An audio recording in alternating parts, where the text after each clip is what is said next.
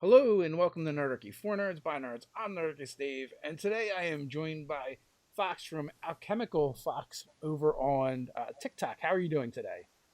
I'm doing good. How about you? Good. I I saw that you make fun, interesting TikTok content over there, that's related to gaming. So I figured I'd reach out and be like, hey, do you want to come on and chat? And you said Which yes. is, yeah, which was really exciting because I've been following your YouTube for a while, disappeared off the face of YouTube for a while as well. But there was a period of time where we were just following a whole bunch of Dungeons and Dragons channels. Yeah. And then I got a message in my inbox one day and I'm like, why does that look familiar? We, And I feel had a like small panic. yeah. Well, I feel like our logo is at least kind of iconic anyway. It is. My brother had designed it and did like a really good job with it, giving it kind of like something that's kind of like memorable and easily recognized. If you would be Yeah, so no, it kind is. to kind of introduce yourself and tell people a little bit about you. Okay. Hello. My name is Fox. You may occasionally hear me refer to myself in the plural, and that is because I am an OSDD1B system or part of one. So rather than confuse everyone with a bunch of different names and terminology, you can just call me Fox. Pronouns are they, them, and that'll have you good to go. I am a freelance graphic designer and writer and artist. So that's pretty much what I do. And then I make random stuff on TikTok for fun that makes me laugh. So, Well, apparently it made me laugh as well. I am terrible with TikTok yay! in knowing like who exactly did what, just because the way TikTok works with the For You page. It's like eventually I'm like, oh, it takes me a while to learn who people are because, like, I guess like with a lot of other platforms, they're very intentional where it's like you're gonna go to a place seeking particular information or people. Where at TikTok, it's like they just throw things in your face, and and you either like it It's or don't. scary. It's scary because the algorithm will have you figured out in 24 hours. Yeah. It'll be showing you things that you thought were secret, but no, it'll have picked up on that from you in 24 hours, and it's just kind of like, what code is running in the background that is so smart and intelligent that it could tell this tiny detail about my personality before I even showed it? It's like a phone tap, but for your brain. Pretty much. There have been multiple times where I have thought something internally, never said it out loud, never interacted with it in the physical world in any way or the digital whatsoever. It's just a thought. 5 minutes later, I'll see something of that exact same thing pop up on TikTok, and I'm like, I don't trust this. Yeah. How do I know that we're not part of a hive mind? We might be part of a hive mind, all of us over there. It's kind of cool because like I feel like TikTok is one of the more innovative things to happen to the gaming space in a while. It's Yeah. definitely it's different. You're getting a lot of different voices, a lot of different demographics, and I like the short form content compared to like some of the creators I like over on YouTube. I'm like, I don't really want to watch this for 20 minutes or 40 minutes. And I'll just like, on TikTok, I'm like, I'll just watch this 1 minute video and an hour later, you know, Yeah, you just six get 1 minute videos trapped in the later. loop. Yeah, no, I like it because ADHD brain cannot focus long enough, but then there'll be these trends going on, and I'll see a bunch of these really cool D&D creators doing stuff, and I'll be like, I got a joke for that. Or my favorite are these chains that these creators will do where they'll be telling a story to a trending song, and then different classes will come in with their contribution to that trend, and it's just really amazing to see these different creators collaborate with each other How just did for you, fun. I was just gonna say, how did you get started with TikTok? Uh, Wanted to start a Dungeons and Dragons YouTube channel for the longest time because I noticed that there was something missing from the D&D community that my brain specifically needed, which was instant information in a minute. Yeah. condensed, because still haven't gotten that far with it yet, just because like things happen. 2020 was a mess, but I still have plans to create like a series where it's just like, here's tips for like storytelling, here's how to include mechanics, here's some archetypes that are overused, here's how to flip them, stuff like little details like that. But YouTube format didn't really make sense because I couldn't focus long enough to do that. So there was TikTok, and I had a friend who was in TikTok, and she was already in the D&D community. So she kind of got me introduced to that side of TikTok. And I get the rest from there was history. It was very slow getting started, actually, because like it's a new medium. You're putting yourself out there. It's scary. You don't know how people are going to receive you. So, Well, I mean, they're all slow, right? Unless you happen to be one of the lucky ones that just takes off and does really well. that happened with quite a few of our videos. I'm not sure if you've noticed, we don't post often. But you have a decent amount of following over there, and Yeah, from like 5 specific videos, actually. well, it's funny because like YouTube works the same way. Like, you'll like there's Does it? definitely videos that produce more subscribers and followers than others do. It's, Yeah. like I know like all the really big channels all have videos that have have at least one video that has done over 1 million views, and they become like these feeder videos for those channels. Feeder videos? Oh, you mean like they pull people in and introduce the whole... Yeah. No, I've noticed that. TikTok doesn't really work like that, though, unfortunately. Things don't stay in circulation for that long unless people are going through like a specific tag. So it's kind of like you got to stay on top of the trends to make sure that you're constantly putting out something new, because that's how TikTok makes their money. I actually discovered that the best way to promote your content on TikTok is if you notice a video is doing well, go live. Immediately go live. As soon as you can, go live, because TikTok will then start pushing that video out to more people while you are live. And that's how we got a lot of our followers, actually, is we had a few videos that were doing really well. And then by pure accident, we figured out that if we go live at the exact same time that those videos are circulating like crazy, TikTok will just shove us at everybody and anybody, which is not always a good thing. No, no, not really. Oh, that explains some things for me, because like I notice a lot of times like I'll be like going through and I'll get showed a video, and then like I want to go to their profile because I'm like, is this someone I want to follow or not, right? And or do I want to check out some more of their content? But because they're live, it'll just shoot you to their live page unless you click the right. It took me a while to figure it out. I'm old and a little slow, but and I was like, and every time I'd go to a profile, I'd be like, oh, they're live right now. I'm like, I don't want to watch this. I was looking for something else. Eventually figured it out, but that makes sense. Yeah, no, I don't know anything else that is verifiable. Everything else is just speculation, as far as I'm concerned, because it's really just about how much are people watching your content, and if they're not watching it to TikTok's satisfaction, it stops circulating. It's really odd because, like, I know people that have multiple TikTok accounts, and like one account will take off about one subject, but on another one it's like dead. No one seems to care, what that particular person has to say about that one particular subject, but they love the other subject. So yeah, it's still like the Wild Wild West over there.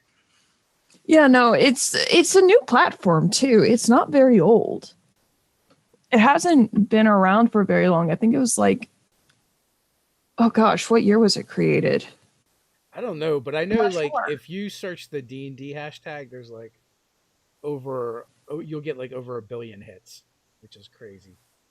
Yeah, no, it's got a healthy, thriving community there, which I absolutely love. But the thing I love about TikTok is that it'll group people by interest, which made it really easy, which makes it easy for really small communities, marginalized communities, for example, to find each other. Yeah. For instance, people with OSDD, we're going to bring that up briefly. TikTok has created a unique environment through its algorithm where people like that can all accidentally stumble upon each other because the algorithm is pulling them from these obscure places across God's only knows where and being like, hey, you should interact with each other. You have similarities. Yeah. Which is super helpful. But it's also tough for like if you're a content creator figuring out like if you're trying to grow, how to grow. Oh God, yeah. It's like especially considering how not transparent they are about a lot of things and the fact that they keep changing their algorithm. Yeah, YouTube's the same way. At least that's why I like we also have a website, and that's why I like the website because it just feels like the rules are a little more cut and dry there, just for general web search. My previous boss actually had YouTube figured out. It was uncanny. It was terrifying. We watched her grow wickedly, like reliably, predictably, and it's because she had figured out the system. Learned quite a lot about her from it, but like it's all search engine optimization. Not on YouTube. I don't think so as much. Like it used to be. I will. It used to be. It used to be a lot more. When like we first started, I think it mattered. Now, like I don't think it matters nearly as much as it used to. No, it's a lot of little things though. That all kind of pile up together. Unfortunately, I only know what, and this is from like a side of YouTube that has nothing to do with gaming. So it could be a completely different market over there. It could be a completely different entity. I don't know. Yeah, YouTube is just. It's all strange trying to figure it out. It's like modern day mysticism, pretty much. There's a couple of like gurus that know that actually work the system, but they're not telling us how they do it. So it's funny because YouTube actually called her wanting to know what she was doing because her numbers didn't make sense and they thought that she was doing something strange. Yeah, that is funny. Although I've seen some people like sometimes just weird anomalies happen, and it doesn't really have to do with what people are doing to YouTube per se, right? Like Dingo Doodles, like I watched her put up her first video, and it had like 9,000 views when I saw it, like the first day, and then then the next day, like I went to tell the guys about it. I'm like, hey, check this out, and the next day it was like 100,000 views, and it was like their first video. So but what I found out was she had been doing webcomics for a while, so she had an audience. Okay, that would definitely do it. Yeah, well, and so Logan from Runesmith, like when he split from XP to level 3, decided to do his own channel. Like Jacob had started pushing a bunch of people towards him, so like he started his channel with like 25,000 subscribers. So I feel like there's like these like weird anomalies that like the algorithm doesn't necessarily know how to respond to. So it's like, oh, this must be good. So it just floods traffic that way. And it gives you like a huge boost. Now, that being said, none of that would work if they weren't talented and didn't have good content. But absolutely. No amount of know-how is going to save someone from bad content. Yeah, content is king. So yes. What are you streaming over on Twitch? Right now we're streaming a lot of horror games because our host is obsessed with zombies. So they actually very recently zombied themselves out, actually. Yeah. So we're starting to notice that they want to push into games like Assassin's Creed or keep eyeballing Monster Hunter World. Don't know anything about that game really though. Yeah. I don't video game very much nowadays because I have a kind of addictive personality, so I don't trust myself. So I just cut that. I just went cold turkey on video games. I won't get anything else done. I used to be like that for us, but because depresso espresso lattes being served year long makes it difficult to hold a hobby. Yeah. But we've gotten better at it. Having like a goal to work towards has definitely made it easier to get back into that as a hobby, and like content in, content out. We again got our degree in graphic design and advertising. So one of our required readings was called Steal Like an Artist. And one of my favorite chapters is Garbage In, Garbage Out. And it's basically like you can't come up with new ideas if there are no new ideas to come up with information from. Like you can't create unless you're consuming. Yeah. So if you never consumed like another thing again, all you would have is the ideas you had already collected to work with. Eventually you would run out of ideas, or things would become harder to produce, if that makes sense.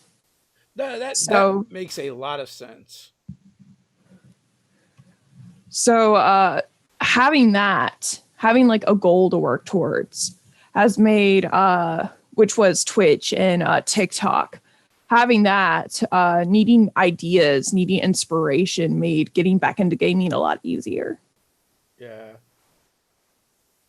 So what happened to me, I was like, for a little while, like I had started playing League of Legends for a while, and I like that because it ends, right? Like, I know the community isn't great over there, but like you can play a game and it essentially ends. It's not something that's going to go on forever. I had downloaded City of Heroes. City of Heroes? Yeah, and it's like a superhero MMO. Oh, okay. I've never heard of it, so. Yeah, I lasted a weekend, and I was like, no, this isn't going to work, because I was staying up to like 3, 4 in the morning every night. My son loved it because he liked watching me. I mean, he was much younger now. Now he's grown. But I was like, this isn't going to work. I can't just be staying up to 4 in the morning every day playing video games. So I was like, uninstall. You have more self-control than we do. Oh, no, I don't. That's why I uninstalled, I think. Okay, that's a form of self-control. Yeah. Just my personality is kind of like all or nothing. I have to either fully commit to something, or I'm probably not going to do it at all. That's relatable. Yeah. I have experienced that one often. I went to the doctor, so my blood work is like all screwed up, and I've got like diabetes and high cholesterol and all kinds of crazy stuff. And they're like, well, and in addition to that, I'm just old and accumulated a bunch of like overuse injuries over the years from doing construction most of my life. And it's like, well, they're just like, well, if you just take these medications and, watch your diet. I'm like, I'm probably not going to do that. Like, I am terrible when it comes to fitness and my health if I don't just go to the gym and work out. Except for my body is falling apart and hates me. So that's fair. But it worked. Like I finally figured out kind of a fitness regimen that doesn't hurt too much, and got back into the gym and was able to drop all the numbers. But like all or nothing. I can't, because if I'm working out, I'll eat better. If I'm eating better, I'm like, well, I'm going to work out and I don't want to just waste it. So it just kind of like all works together. But if I try and just do one, I'm like, it doesn't matter. So how did you get into gaming, into D&D? Hilariously enough, always been a gamer, always. That came before everything else. But there was this lull where we weren't playing games at all of any kind. And then we got home after moving to San Francisco for like 7 months. That was the whole thing. But we got home and didn't really have anything, honestly. Our room was empty because we moved back in with our parents. So like there was just like a mattress on the floor, a dresser, nothing else. So we had our computer and whatnot, and we would just start watching whatever. And then we were like, okay, a friend recommended Critical Role to us once upon a time. So let's just see what this is about, because we tried to get into the first few episodes of the first campaign that they broadcasted. And I remember we cut it off the year, like a year prior, because the quality was not that great because they had just gotten started. Yeah. And it was like sensory overload. But then I started with campaign 2 this time around, and the quality was significantly better. And as I was watching this group of friends play this game together, I said, I want to do that. That looks like fun. That's the kind of quality time with people I like spending, and it's combining so many of my favorite things. It's combining gaming, it's combining storytelling, role playing, time with friends, unpredictability, adventure. And so I wanted to do that. So I contacted a friend and was just like, hey, are you like doing campaigns still? And that kind of got the ball rolling from there. He managed to put a campaign together, and we rounded up some friends across the internet. And this was actually just before COVID hit. So the fact that we were doing this online kind of worked anyway, because no one was going to be leaving their house for like a year after anyway. Yeah. So that's how that got going. So you're fairly new then. You've just started recently. Yeah. Fairly new. I love that, and let me tell you why. Because what I'm seeing, with like the newer players is like when they're jumping in and they're like going all in, they're starting to GM much sooner than I feel like older gamers did. They're creating content, like they're really becoming part of the community. Also a GM, our game starts up again in January. We had to put it on hold because of the moving stuff and stress and whatnot. Yeah. But holidays, they're always kind of the kryptonite of all campaigns. I mean, like we do have a couple in-person games where once everyone's vaccine schedules matched up, we started playing together again, and in December, like that was just not going to happen.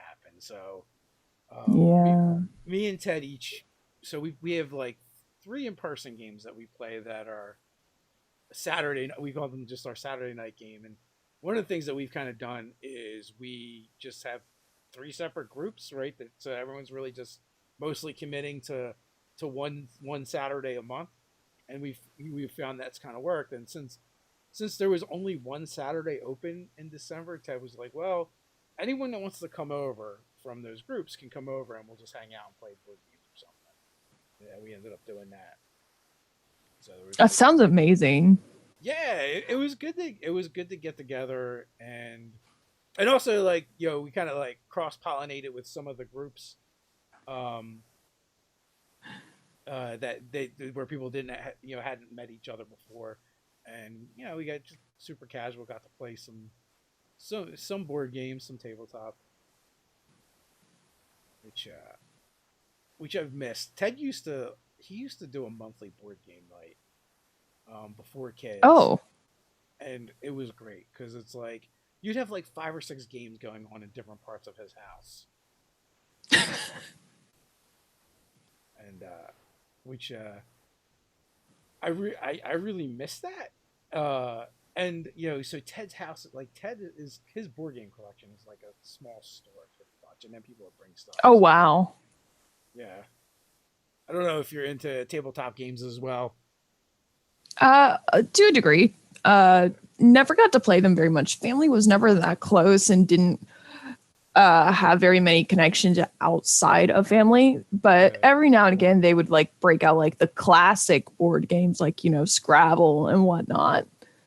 But not really, unfortunately. Never got to play very many of them. I like them though, so there's that. Yeah, so like I guess like my wife's family, like occasionally we'll pull out like Uno and like Yahtzee and that kind of stuff with them. They're not really into indie games, but my kids are like, my son is starting to get into it. My daughter not so much. My daughter will want game night, and then we'll have game night, and then she'll like wander off in the middle of the game. is fairly common. That's kind of funny. Yeah, yeah. Uh, so you said you're GMing a game now, or getting ready to GM a game. Yeah, I was. It took an entire year to get past like the first half of the like like how when you open up a world, there's usually like a starting area you drop your players into so they can like get to know each other, sort of feel like out the world and all of that. No, that took a year to get through. We finally got there, and then immediately after the holidays hit, and I was just like, people are dropping, so we'll come back in like January and figure that out then. But the thing, it's almost entirely homebrewed, so that was fun. I turned Thor into a werewolf, so You turned Thor into a werewolf. I turned Thor into a werewolf, and our players had to deal with that because they knew it was Thor. That sounds terrifying. What's worse than a god of thunder? Make him into like a very terrifying monster. Oh, the full moon is like in X amount of days, you say? Crap. So was that the quest to figure out, can we cure Thor of lycanthropy before the Yeah. Yeah, the plot twist. They didn't make it, so to speak, but but they did find a cure. The world gets reorganized ever so slightly. Yeah, no. The concept with this one was that the gods walk amongst the players, but no one actually knows that. It's like this big secret that only a select number of people actually get to know. And if you go around telling people all of this information, you got this like scary shadow group of people that no one really knows anything about in the background. That's like the boogeyman to be afraid of coming after you for like spilling the secret, which is the gods are alive and they're shopping at your local grocery store right beside you. So that was kind of the concept of that. Also, post-apocalypse world as well. Everything is in towers in the sky because the world is uninhabitable now. So artificial continents have been created in the sky for people to live on. I love like campaigns that are like different than your the standard typical Western Europe fantasy. It's a weird combination of cyberpunk, steampunk, and high fantasy. Have you checked out the Arcane on Netflix? Yes, I loved it. Actually, that is a pretty good representation, honestly, of what that world looks like when we were creating it. So when we watched that show with our best friend recently, we were like, gonna have to look at that concept art and borrow some images for inspiration later because it fits so perfectly. And the design of that show is fantastic. I'm obsessed with everything design related to that show. Yeah, I mean, they captured all the things that really drew me to the game of League of Legends really well. In that show, and actually, like even though I don't really play, I still watch the cinematic stuff they put on YouTube all the time, just because it's done so well. Right? No, it is. Didn't play League of Legends so much. That's our best friend's thing. Our best friend is really, really good at that game. That's okay. Anyone who says that they open that game and are good at it the first try or even for like the first little bit, they're lying. I'm not going to believe them. Full stop. My son would come and look at my item builds and he'd be like, "That's garbage. You trash. You can't do it that way." And I would always recommend to him like the worst combinations. So, and that community is not great. So. No, it's only really fun if you're playing with friends, for me personally. Yeah. If you're playing with friends, then it's fantastic. You know, I didn't mind that much. Also, like, if you've seen me type, then you would understand why. Like, I really didn't communicate that much when playing. I just played the game and would ignore people mostly. So I grew up in the Yeah, that 80s. sounds about We've right. got a thick skin. No, I know what you mean. Sounds like how you're supposed to play League at this point, because if you paid attention to everything that was happening in the chat, you would just be squabbling all day long. Yeah, I've never had so many 12-year-olds do my mom, so.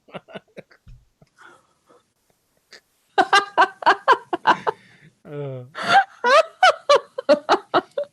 and it's funny because like another buddy of mine would play as well, and he was actually pretty good at it, and like we would talk about like the different things and the different comments in the chat and stuff, because like like we could just, you could always tell they're always like a bunch of little kids, and we're like, Yeah. at the time, like we're like in our 30s or 40 or early 40s, so it was just kind of funny. But I feel like it's like a great place to take inspiration from for D&D. I mean, I loved when they did the Bilgewater crossover with D&D Beyond. Oh, Yeah. did they? I haven't followed D&D Beyond for like ages now. So it was a while back, and it was very, very brief. Apparently, I don't know the specifics. I'm speculating here, but it went up, and they did this like mini series, and it lasted like a couple weeks or so, and then was yanked down. I guess like my guess is Wizards of the Coast did not approve the crossover, and they're like, you can't do that, and then it got taken down, which sucked because it was actually pretty cool. They did a decent job with it.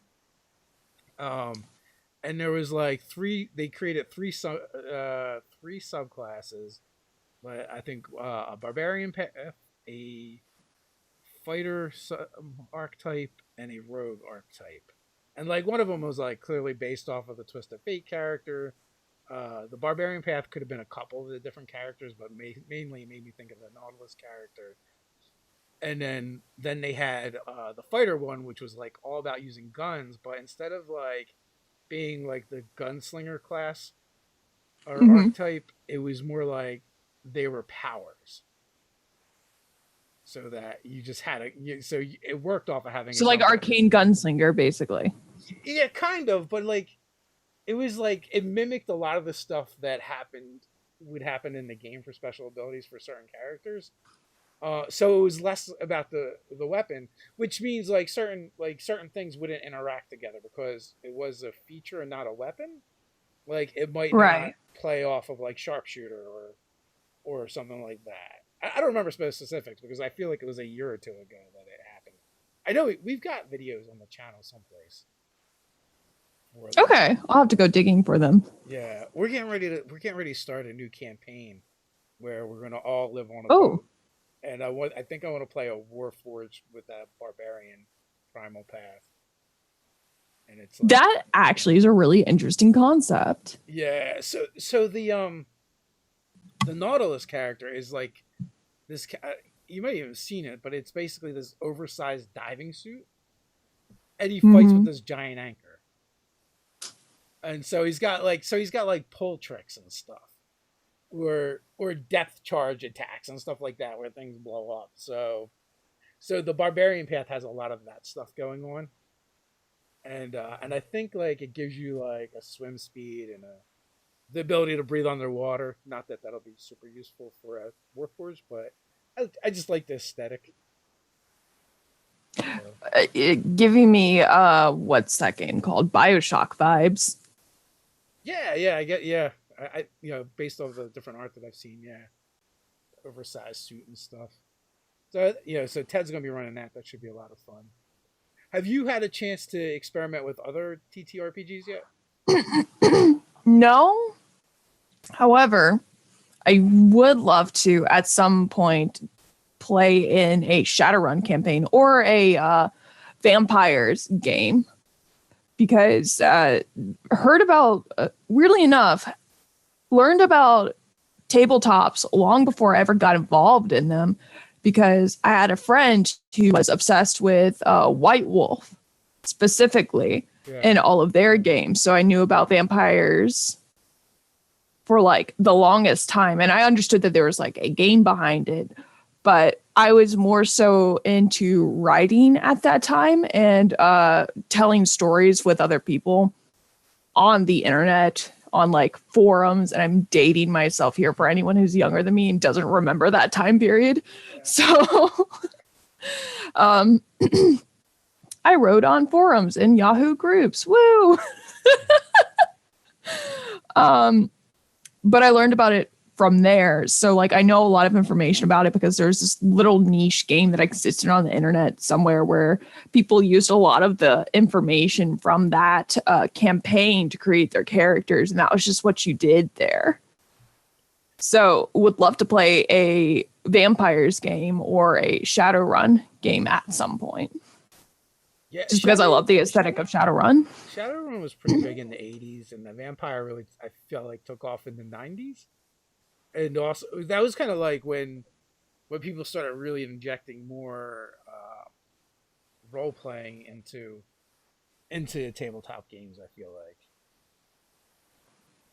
I would want to play a Toreador. At least I think that's how you say it because I've never heard it pronounced out loud before. Yeah. But I love the idea of like this really snooty but artsy, beautiful vampire. Give them the weirdest quirk of all. Like they can only wear like this color on this day with this fabric, or else like their entire world will just shatter. Oh no! Just like constantly traumatized by their wardrobe. Well, yeah, they're so vain though. Like that entire group of characters is vain and all about art and beauty and whatnot. And beauty is in the eye of the beholder. Give them something really quirky and weird to deal with, and you've got a character with a unique set of flaws that will just drive everyone else nuts. Nice. Yeah, we really didn't play much vampire. We tried to do. I remember like we made one foray where we attempted to do a White Wolf game and mix all the different games together. Oh God! Which isn't really meant to be done. Also, like I don't know if it's coming from a D&D background, is why I didn't like it. But I was like, I think what White Wolf was always like, they've got all these cool things, but they don't go together. And yeah, no, they don't. And I just want to put everything together. So. Someone out there somewhere had the dedication, the passion, and love to do it. So there's probably a PDF of that somewhere in obscurity, floating around online. Well, so later there was a World of Darkness D20 system that was put out by Monty Cook. Okay. And I feel like I still have that book someplace, but also I don't think I don't think D20 is going to translate very well into the World of Darkness games. So it would just be like, well, there's a will, there's a way, but yeah, I think you're right. You'll end up playing D&D with vampires and werewolves and changelings. It's not the same experience. It's not the same for sure. But like, so and I think they're on to version 5 now. Wow. Which I probably haven't checked. I probably have not checked out any of that stuff since like the first edition of it. Is something new happening with them lately, like with werewolves or something? Because I keep seeing them floating around again on like my social media, like as things tend to do whenever something new is released. Well, sort of. So Demiplane announced they're doing Pathfinder Nexus, which is like D&D Beyond for Pathfinder, but also they're doing one for Vampire the Masquerade. So, okay. Digital tool set, but I know it was announced a little ways back, but I don't know the specifics. So I don't know if that has anything to do with it. Have you checked out any of the streams? The ones you've done, or no, vampire streams. Like, because there's a bunch of them. Like Shallanders always talks about LA by Night. No, I haven't. Yeah, there's a bunch of them. Are you familiar with RPG Mom on TikTok? Yes, I love her. She's great. So I think she does a streamed game on YouTube. Okay. I don't follow a lot of TikTokers on other platforms, so I'll have to check her out. I love her because I think the first video I saw of her, the way I remember her is dishwasher. Because she pulled a book out of a dishwasher in one of her videos. I can't remember. Oh my god. No, she's great. We had her on a little while ago, and I was just familiar from like the RPG TikTok stuff, and I was like, oh, that's cool. You know, she's a mom, and she's got tattoos, and she plays RPGs. And then I found that she's also a reverend and swears like a sailor. So Okay, no, I haven't seen her on my FYP page in a long time, so I'm already more interested now, just because like that is a combination of character traits. She sounds like somebody's favorite NPC in a campaign. Honestly, with that. So they are running a game. I think it's San Antonio by Night on YouTube. Okay. Is the vampire game that they're running, and the premise for that game is like they're all newly minted vampires, and I think and she was explaining to me, usually when you play that game, you've been a vampire for a while, you know, decades or whatever, but like they all woke up the same night as vampires, and they're trying to figure out like what happened. Well, that's fun. Yeah. The chaos. So it's gotta be intriguing, but I don't really watch that many streaming games now. Doug and Ted, you know, they're all about it. Like Doug usually watches Critical Role live, and I know like he follows that one, and then I know Ted follows a couple others, that one and a couple other streams. I don't have the attention span. I just start wandering off. Yeah, it was easier for us to like, we chewed through like 31 episodes of the second campaign when we first jumped in, because I think they were in like episode 40 or something of the second season when we started watching. We chewed through that season so quickly because we would be listening to it while we were making art. Okay. Yeah, that makes sense. So that's kind of how we got into that is we don't have the attention span for that either. Brain says no. Brain is just like, I want to do other things. So the best way we've found to do that is to be doing something else while listening to it, not necessarily watching it. So it's a good thing that they have that series in podcast form as well. But we would also, because all of our art is digital now, we would have like this browser extension that would have this tiny little window in the corner of the screen that we would pop out. So that way it was always over top of Photoshop when we were painting. Yeah, I guess one of the problems that I would have is like generally I feel like a lot of people will like listen while like they're on their commutes or, you know, working, like you said, you know, drawing and stuff like that. But at the time when I would have been trying to get into it, like I think back then I was still doing the video editing for Nerd Arcane. It's like, well, you definitely can't listen to stuff while you do video editing. Or, absolutely. Or I'm writing, and I find like that kind of stuff, I'm not good at listening to that kind of stuff and writing at the same time. Yeah, no, that makes total sense. I'll be like, next thing you know, I'm like typing what they're saying on the screen. Yeah, I've done that a few times actually. Yeah.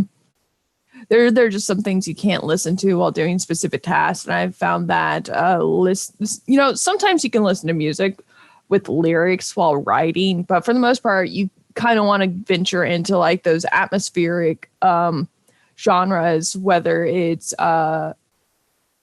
video game soundtracks, movie soundtracks, or bands like Nox Arcana, or lo-fi, which is really taken off in the last several years, which I've kind of been down the rabbit hole with lately. So now, like, maybe I could download stuff and listen to it at the gym, but I feel like my workouts would suffer for that. Or I would be the weird old guy in the gym that starts cackling for no reason. Who cares if you're the weird old guy cackling for no reason in the gym? Do it. You are, I'm using your words, so forgive me. Yeah. You're the weird old guy in the gym, no matter what, to anybody who is around you, just because like you're doing something that people don't usually see, which is you're an older man in the gym. A lot of people rocking like this really cool snowy white beard here, and all I can think of is just like, who cares? Who cares if you're cackling maniacally? Well, like on a treadmill or something. And then I guess the other side of it is when I work out, I just like to listen to angry music. Angry music? Yeah. Yeah. So like metal? Yeah, or pretty much. Yeah, that stuff tends to get me motivated more than talking. I used to like that would have been great to have been into when I worked, and I think I did when I worked in heavy construction. Occasionally, I would put on like live streams and stuff like that because I'm just like driving for hours. Oh my god, that had to be enough. Like, I got a lot of audiobooks in. I got a lot of audiobooks in. Hey, that's something. But like, I'm sitting here imagining, oh my god, doing that in silence? No, never. Oh, you're never in silence. I used to drive trucks, so they're always loud. So I did. That's a kind of silence. Yeah, it's just noise. I did heavy construction for like 10 years before I started doing this full time, and like the shop was an hour away from my house, so I'd have 2 hours of commute each day, which that you can get in quite a bit of audiobook or listen to streams or podcasts or whatever doing that. But then, once I got into work, generally the jobs were like, is it an hour away from the shop? Is it 2 hours away from the shop? Is it 2.5? So like, all told, like in a day, like it's a lot of hours where I'm just driving. So, putting on shows and stuff like that was pretty easy. But then like I drove a tack truck. So that was like a lot of hurry up and wait. And I'm still like kind of like driving on the job. So a lot of audiobooks. I always and hated Netflix. that phrase. I've always hated that phrase. Hurry up and wait. Yeah. Yeah, because it's just like, it's the most frustrating concept, but everyone knows what it is because we've all been there at some point. Yeah. If I had to list a nightmare, it would be having to exist in a situation where hurry up and wait was part of my daily routine. Yeah, well, so like, doing road construction, it's like everyone has a job they got to do. But generally, you can't do your job until the guy in front of you does their job. So you're waiting, and as soon as they finish their job, the guys behind you, they want you to do your job so they can do their job. So hurry up and wait is the perfect way to define it. But yeah, I don't miss that. Now, like all my near-death experiences are fictional, so.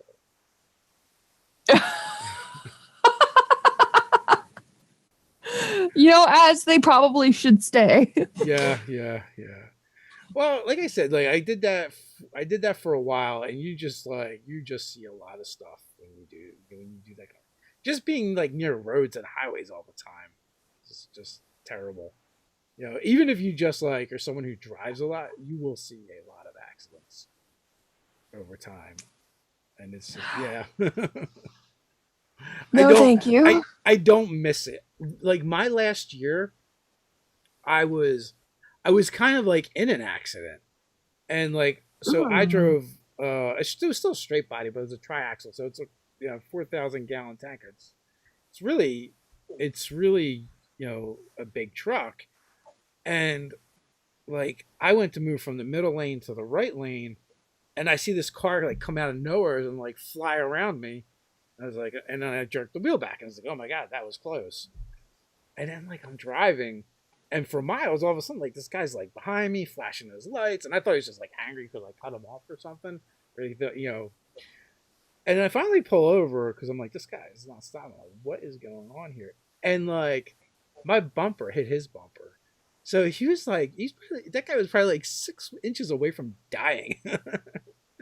It's like, God. A tap with that truck is a lot, especially we're probably doing like 60, 70 miles an hour is a lot.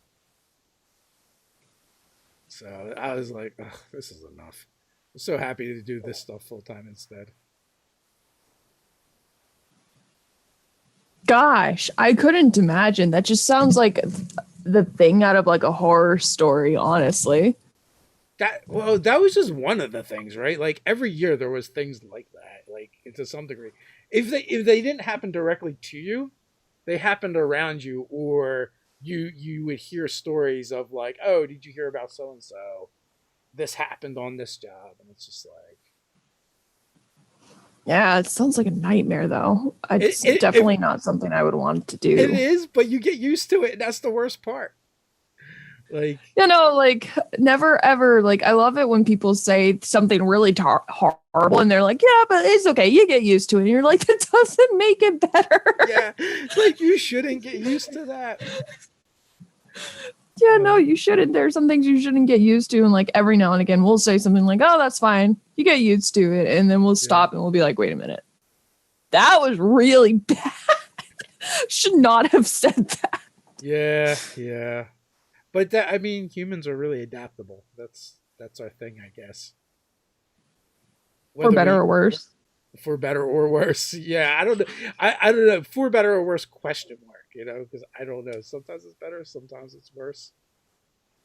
Something that really bugs me is that whenever people come up with like a doomsday scenario, like humans are always dead. And I'm like, I'm sorry, have you seen us? Have you seen the way we just like, oh, this is plastic. Nom, nom, nom, nom, nom. We'll just eat it and we'll adapt to whatever situation we're in. We might be like reduced to a fraction of what we are currently, but you got to consider how much like 8 billion is. If you're trying to tell me that nothing less than like an asteroid coming to wipe all life off the face of the earth is going to kill us, no. So We'll find a way. Cockroaches and humans will be left. Yeah, cockroaches and humans will be left unless it's like an asteroid that wipes out everything. Yeah. I mean, I guess in theory we've been close to that, right? We're wiped out most things. And still, there's life that manages to cling and survive and stuff like that. But also, like, sometimes that stuff just becomes like inspiration for my games. Like, whenever anything like terrible or bad happens, I think it becomes inspiration. It's almost like therapeutic in a way to kind of. I was gonna say get it out. D&D is the free therapy we all use. Yeah. Well, also, like, I mean, we've at this point, I feel like we've had 3, 4, maybe more, people that are in the mental health field that use D&D now in their practices. So. Oh, interesting. I don't know. So I think we've had Mimic for Hire on, and she's got a TikTok, and I've never heard of her. Yeah. So she does a bunch of D&D content, but she's also a therapist as well. So. Okay. And then on Twitter, Megan Connolly is great to follow. And there's Jack Birkenshire, and actually, there's a whole stream called Clinical Role. Clinical Role, where they're all mental health providers and work in that field. And they just play day and day, so it's kind of cool. I will definitely have to check that one out. That one sounds interesting.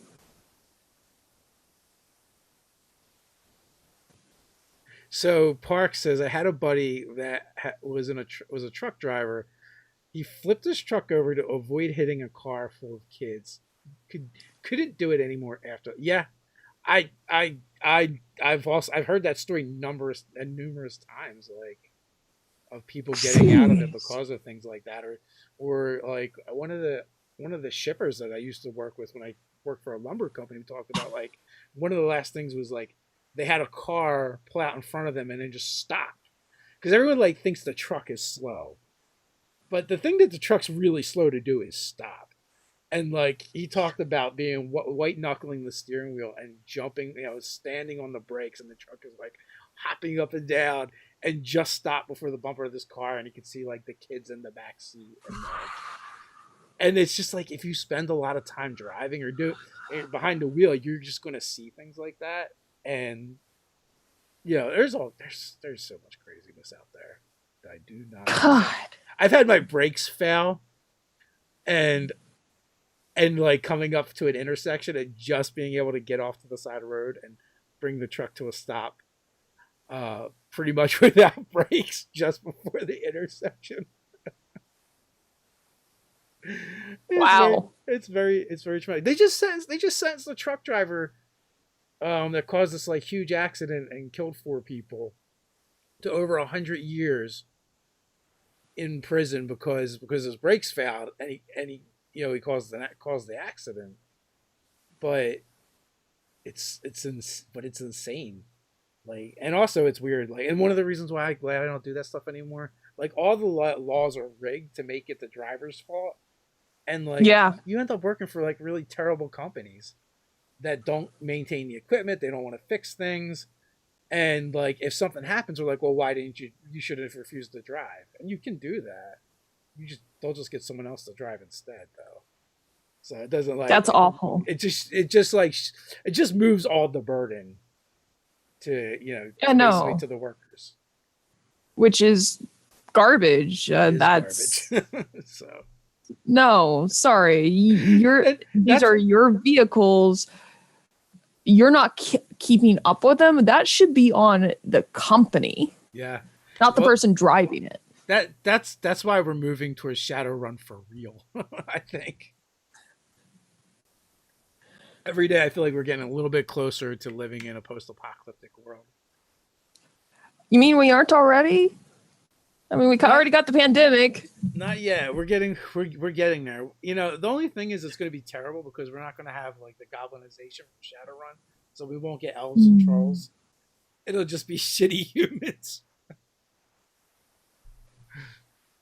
Yeah, we'll have to get the cosplayers to work on that. Yeah, there you go. Elf ears for everybody. We'll have to get the cosplayers to work on that. Engineers can come up with magic. D&D characters? Yeah, occasionally. Haven't had time to do that or energy in a long time, but I have a character who I really, and my DM is like directly above me right now, so in another room, but I really, really, really, really want to get back into this game that we would play on Sunday. I play a warlock whose patron is an archfey and pretends to be their familiar and sits on their dragon. She has no appreciation for this fact whatsoever because she doesn't understand it. That she doesn't understand the value of an archfey sitting on her shoulder, voluntarily pretending to be a pseudo dragon. Oh, nice. So she's. Do the other characters know that that's what that is, or do they just think? One of them. They found out. Yeah. 2 of them found out. We have a new party member who has no idea. They just think he's a flamboyant pseudo dragon. She's a half elf fire genasi, so she's crazy and she's a warlock. And my favorite thing about her is that she's got a modified pact that makes her roguelike and also kind of like a gunslinger, but she doesn't use ammo. She uses magic. So she's literally got Eldritch Blast coming out of a shotgun. Oh, nice. Eventually. But she's like this pure force of like manic chaos. She is the epitome of a manic pixie dream girl. Nice. So she's just pure chaos incarnate, and her only goal is she's also the daughter of a pirate. So like her goal is have fun, get a crew, buy a ship, master a hoverboard, and go like free falling through the sky. Those are her goals in life. Just the basics, the bare minimum. Just the bare minimum. Yeah. So we are right at the hour mark. Any final thoughts before we head on out? This was actually really fun. I was actually really nervous before getting here because like never know what to talk about when things jump. Like again, new player. So like this was really fun. I had a good time. I don't have anything really to say. So no, that's fine. As always, folks, links are in the description, so you can follow Fox over on TikTok and Twitter and join in the fun in those places. Thank you for coming on. Really appreciate it. Happy holidays to everybody. We will be celebrating them. Stay safe, and until next time, stay nerdy.